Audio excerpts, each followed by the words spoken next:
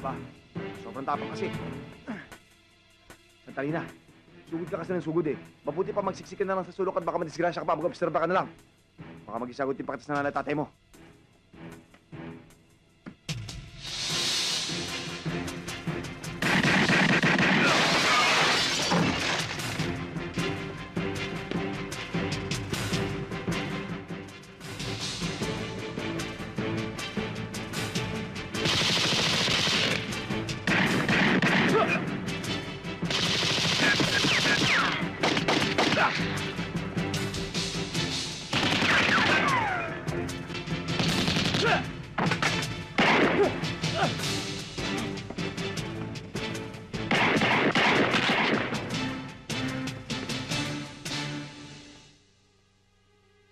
Kapag gumalaw ka, tapos ang maliligayang.